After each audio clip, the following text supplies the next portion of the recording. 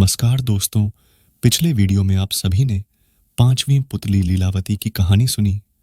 आज हम आपको छठी पुतली रविभामा की कहानी बताने जा रहे हैं, तो दोस्तों वीडियो को पूरा जरूर देखें और चैनल को सब्सक्राइब कर दें। आइए अब कहानी को विस्तार से जानते हैं। राजा भोज किसी भी सूरत में सिंहासन पर बैठने का मोह छोड़ नहीं पा रहे थे। छठे दिन फिर वे राजसी वैभव के साथ तैयार थे बैठने के लिए। तभी छठी पुतली रविभामा ने उन्हें रोक दिया। सुनो राजन, यह सिंहासन परम प्रतापी राजा विक्रमादित्य का है। क्या तुम उनकी दानवीरता और शौर्य का मुकाबला कर सकते हो? आओ, मैं तुम्हें उनकी महानता की कथा सुनाती हूं। एक दिन विक्रमादित्य क्षिप्रा नदी के तट पर बने हुए अपने महल से प्राकृतिक सौंदर्य को निहार रहे थे। बरसात का महीना था, नदी उफन रही थी और अत्यंत तेजी से बह रही थी। इतने में उनकी नजर एक पुरुष, एक स्त्री और एक बच्चे पर पड़ी। उनके वस्त्र तार तार थे और चेहरे पीले।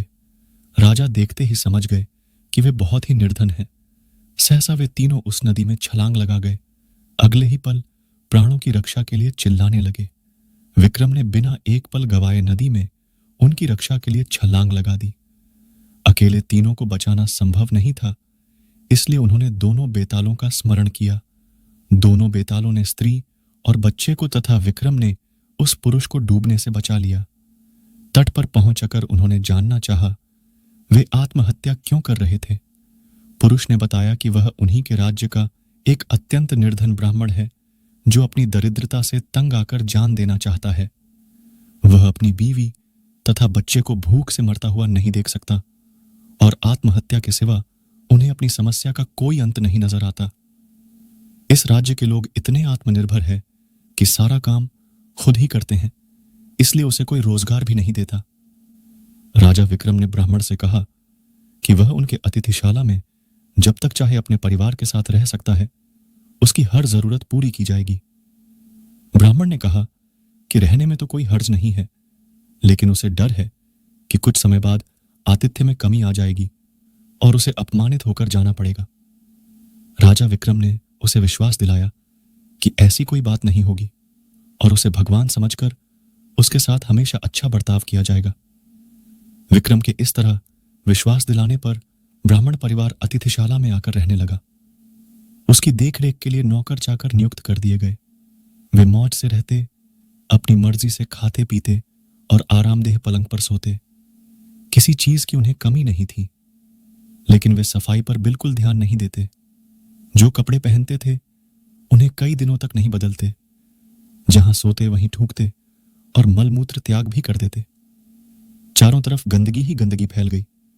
दुर्गंध के मारे उनका स्थान एक पल भी ठहरने लायक नहीं रहा। नौकर चाकर कुछ दिनों तक तो धीरज से सब कुछ सहते रहे, लेकिन कब तक ऐसा चलता। राजा के कोप की भी उन्होंने परवाह नहीं की और भाग खड़े हुए। राजा ने कई अन्य नौकर भेजे, पर सबके सब एक ही जैसे निकले। सबके लिए यह काम असंभव साबित हुआ। तब विक्रम ने खुद ही उनकी सेवा का बिड़ा उठाया। उठते बैठते, सोते जगते वे ब्राह्मण परिवार की हर इच्छा पूरी करते।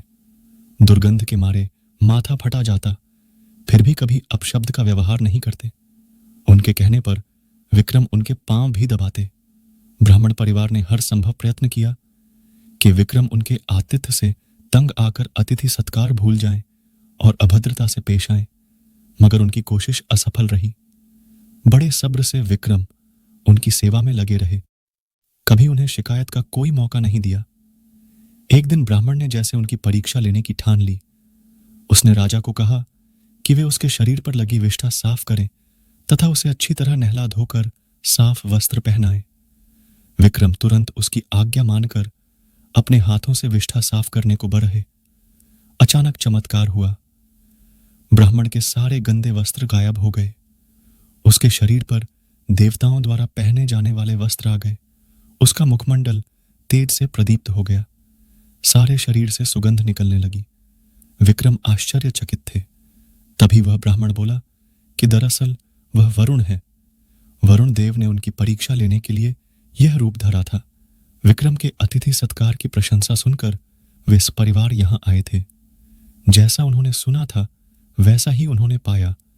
इसलिए विक्रम को उन्होंने वरदान दिया कि उसके राज्य में कभी भी अनावृष्टि नहीं होगी तथा वहां की जमीन से 3-3 फसलें निकलेंगी। विक्रम को वरदान देकर वे सपरिवार अंतर्ध्यान हो गए। इतना कहकर रविभामा बोली, बताओ राजन, क्या तुम में इतना धैर्य है कि इस तरह से किसी का आतिथ्य सत्कार कर सको?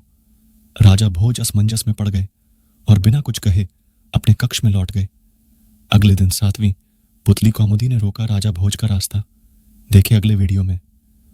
मित्रों, कैसा लगा आपको हमारा यह वीडियो? अच्छा लगा हो हमें ज़रूर बताएं और अपने दोस्तों के साथ भी शेयर करें। हम आपको बहुमूल्य जानकारियां उपलब्ध कराने के लिए समर्पित है। हम अपने इस कार्य में उनके समर्थन और सुझाव की अपेक्षा करते हैं ताकि हमारा यह प्रयास और बेहतर हो सके।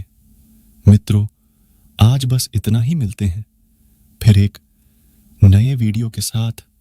तब तक के लिए धन्यवाद। जय श्री कृष्ण।